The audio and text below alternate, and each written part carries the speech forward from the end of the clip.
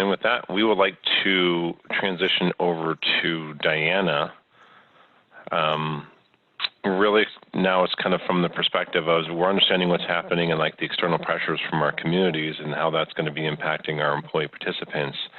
And so really, I think just to kind of tie it together with Diana and her team, you know, is kind of stepping through different strategies we can just for engagement and making sure that people are, you know, continuing to actively be involved in the organization. And we also have tools to recognize, you know, where somebody may need some stresses. Are you with us? Or help with some stresses, sorry. Are you with us, Diana? I am. Hello, everyone. Good to see you again. Yes, it's another happy Monday for everybody.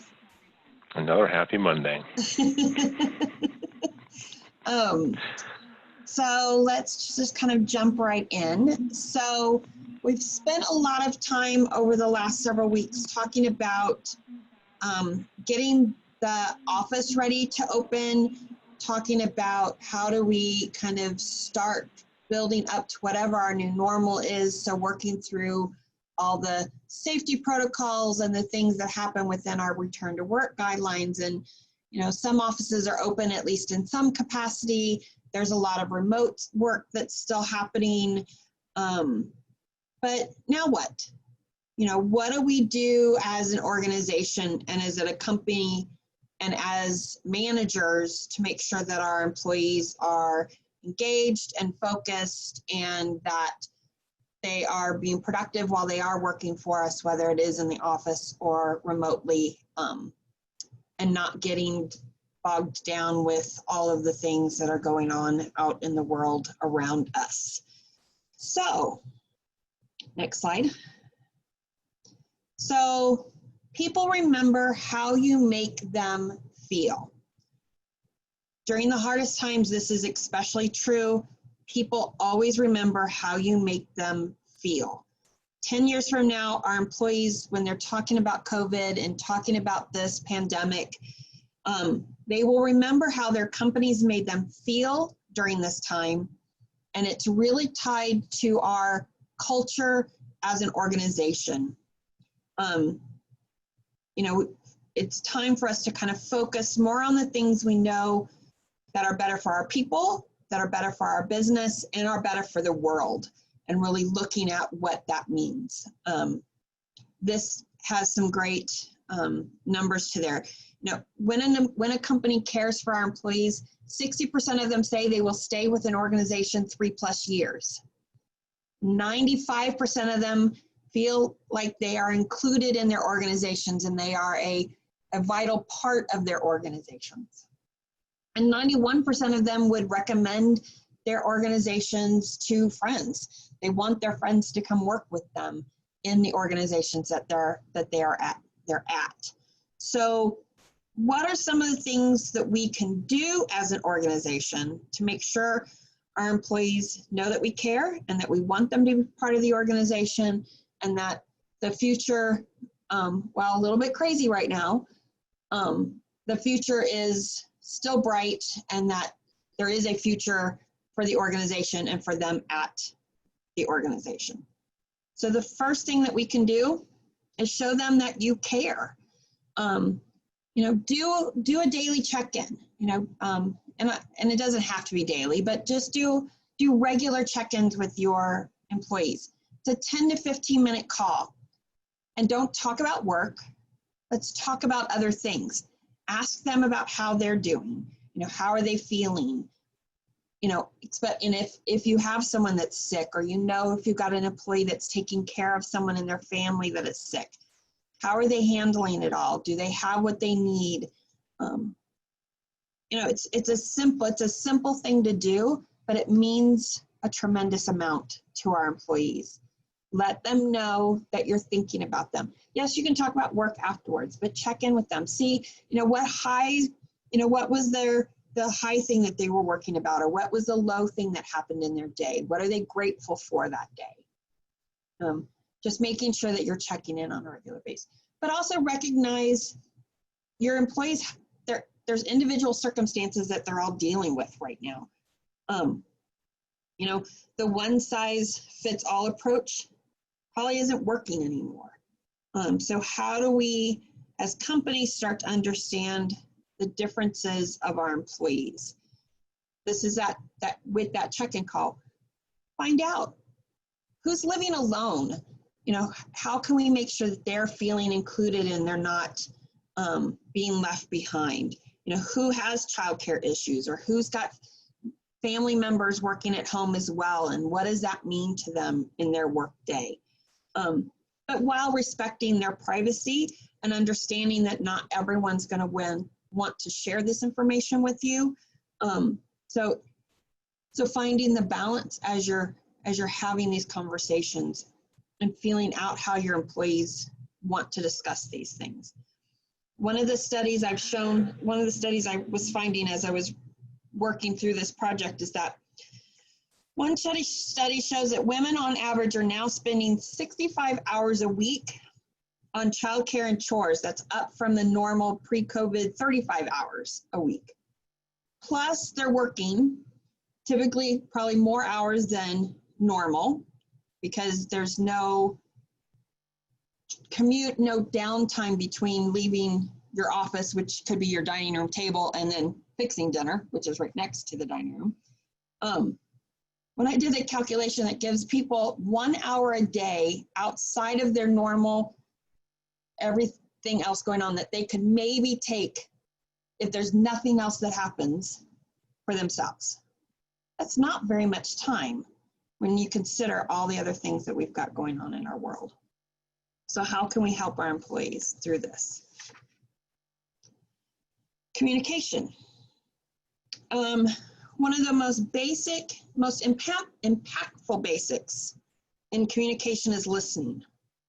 So whether it's through simple informal approaches or formal ones, staying in touch with what employees are experiencing are critical. So consistent and transparent communications. You guys have heard me say this more than once. Communicate, communicate, communicate. You know, everyone knows it's not business as usual, but what does that mean? So make sure that we're sending consistent messaging, keeping employees into the loop with regards to what's happening with our offices opening or maybe closing, dealing with confirmed COVID cases within our employee groups. You know, what's going on with business operations? How is opening the office and or remote work going to make things happen within the office? You know, being transparent with that information and be honest about what's going on. Transparency can build a sense of togetherness and trust. So making sure that we are, you know, letting employees know what's happening in our offices on a day-to-day basis. Employee surveys, they don't have to be big, drawn out 20-question surveys. Those probably aren't the best way to do it right now. So we can do pulse points. Again, that's where doing your 10-minute phone call with an employee just to get a touch point of where they're at, what they're thinking. You know, how are people feeling about being in the office? Are they okay with it? Do they not want to go home? You know, we talked about earlier, some people are chomping at the bit to get in the office. They hate working from home. And there are others that may never want to return to the office. They're enjoying and really want to continue to telework. So how are we going to manage through that? And then pay attention to what your employees are saying in those surveys and those questions and act on the feedback. Don't just don't take the information and then do nothing with it. Make sure that you are reviewing it, you know, digesting it, and then putting it into practice where and when we can. And then it's building the community, you know, as we are all remote working and trying to figure all of this out. Find ways that we can still connect with each other, you know, virtual happy hours or coffee talks in the morning, weekly team meetings, and we can go outdoors and meet at a park nearby and keep your social distance and meet in a park, or find a way to do a volunteer opportunity. Go volunteer at a food bank together, or you know, at a shelter, and help others who may not have the same opportunities that you are having, and get them through all of this. But then also give the employees a little bit of control, give them a say in how things are done. Again, communicate, but also listen. Provide them with the flexibility to be able to manage their days and find out what's going on. And allow the employees to voice their questions and concerns, because many times just being able to say it out loud helps relieve the tension, and that they at least feel someone is listening helps tremendously. Hey, Diana, how are you seeing these things kind of implemented and led inside the organizations? Is it usually just designated to, say, one individual who's energized by, maybe setting up a team to do volunteering or doing the daily check-ins? Or do you see it rotating between members of leadership? I think are you seeing any patterns? I've seen a little bit of both. So it definitely helps when it's coming from the top down. So if they know that their leadership team is thinking about them, it gets the employee energized to then do more and to be more involved, or have an idea of something else to do. And then typically it's that energized person that will then take it on. They say, hey, I'll host the next happy hour, or I'll host, I'll come up with a game that we can play at the next meeting that we do on Zoom. So I think it's a little bit of both, but I think employees are really looking to their leadership team and their managers to help guide them to where they need to go next. Okay.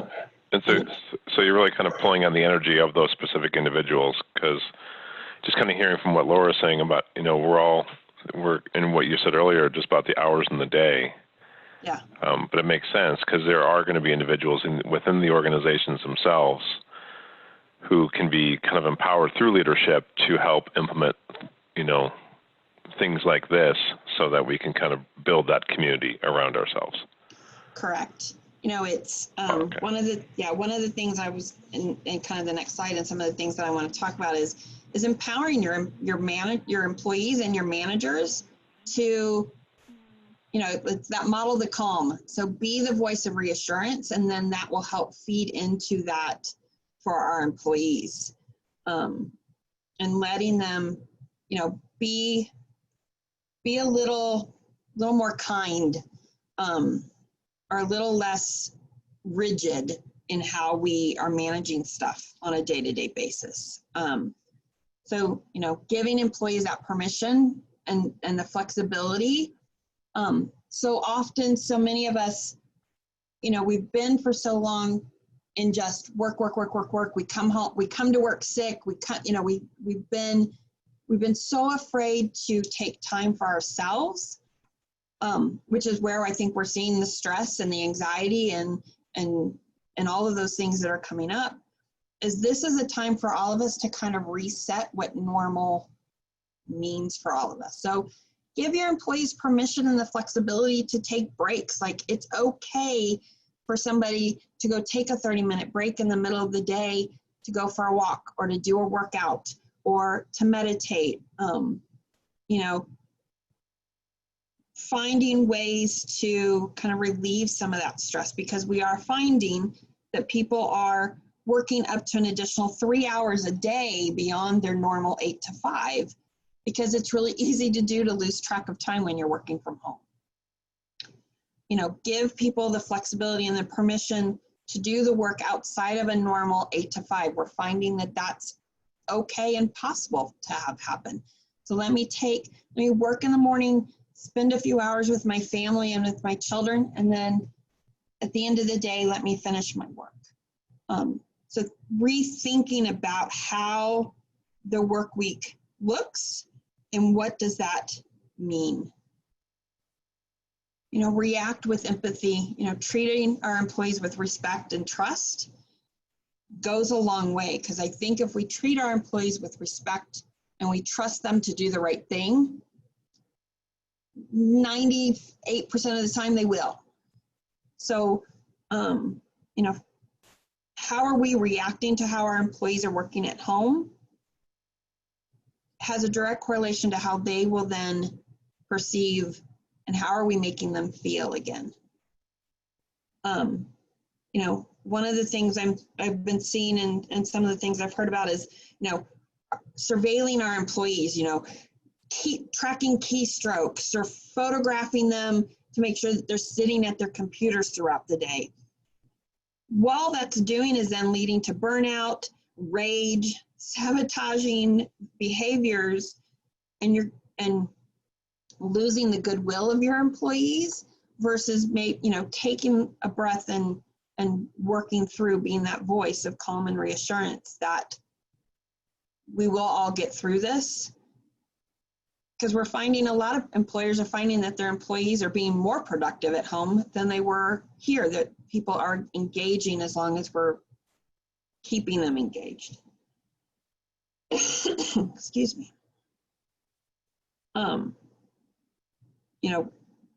Again, communicating the resources. Laura talked about a lot of resources, EAPs, benefit contacts, the benefit resources that are out there. Again, how can we help our employees and keep them on the right path and helping them stay maybe at least a little less stressed than what we have been. Empower our employees with support and tools they need to stay productive and healthy. Maybe create a forum for them to be able to share their ideas that we can then implement. And again, giving your employees permission to work out during the day or find ways, provide the Calm app or provide those resources as an extra tool to our employees on a day-to-day basis.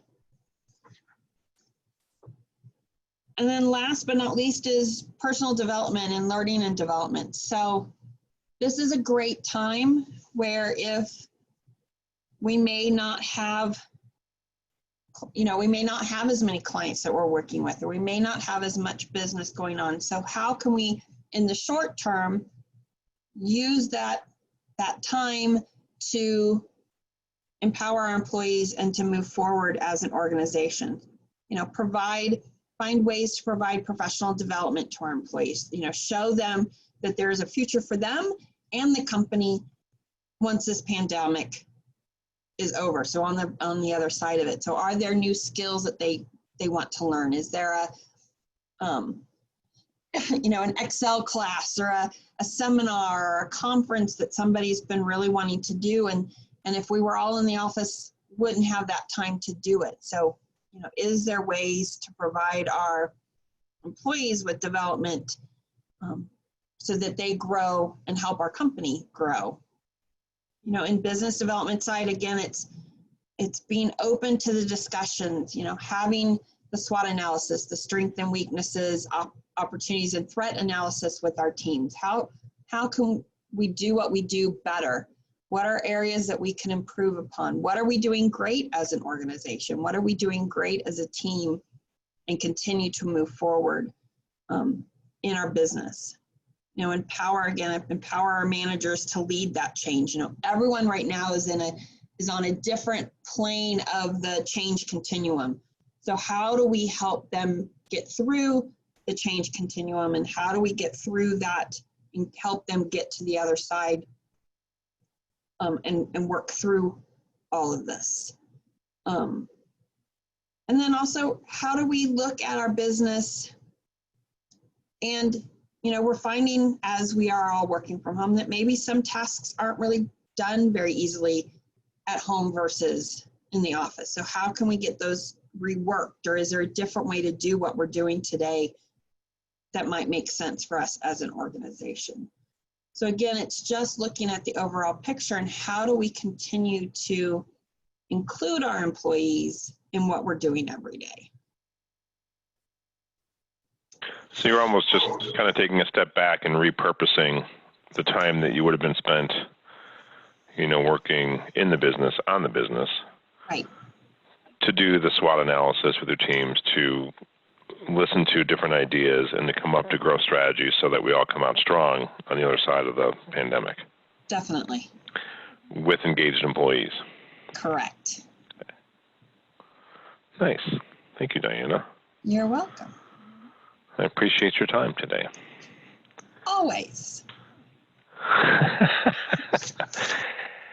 And with that, I'm just going to have a couple closing comments just from our experiences, again, speaking with our clients and with just business owners across the valley, is that we are recognizing that, we are a hot spot. We have external pressures that are on our employees. That is certainly possibly impacting their well-being. Laura kind of confirmed that today with just some of her data points, which means that in turn is going to impact how they're interacting with our organizations.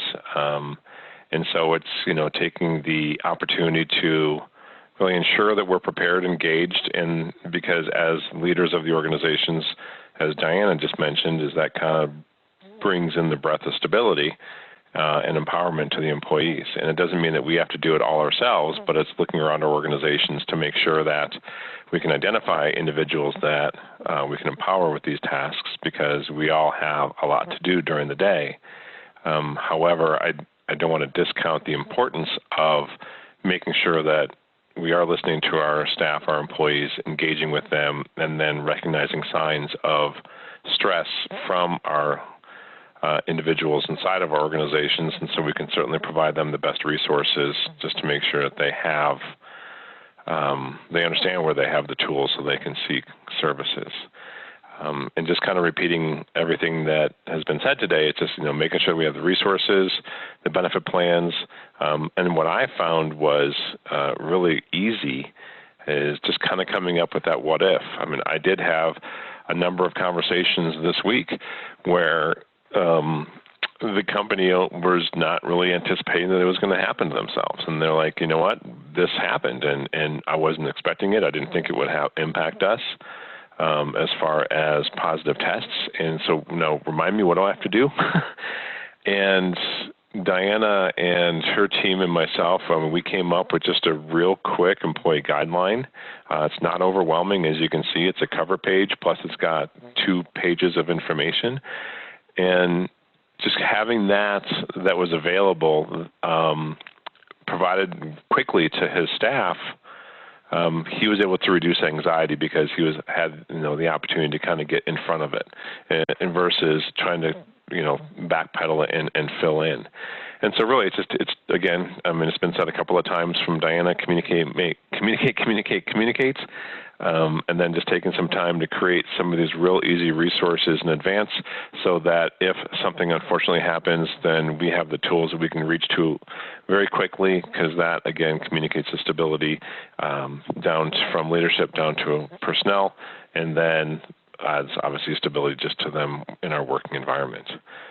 So with that, I would like to thank Laura for joining us today, and I would like to thank Diana for joining us today as well.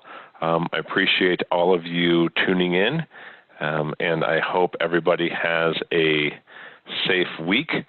And remember, turn off that social media thread before bedtime. All right, everybody, thank you so much for your time. Have a great week. We'll see you next week. I should mention that next week we're going to have another guest join us. It is going to be a 2020 brand survival guide. Introduction to some of his services. But then again, if anybody has any questions during the week, certainly please feel to email any one of us. Our naming convention is just first name at arcwood.com. Otherwise, you can just go info@arcwood.com. Again, thanks for everyone's time today. Have a safe week. We'll talk soon.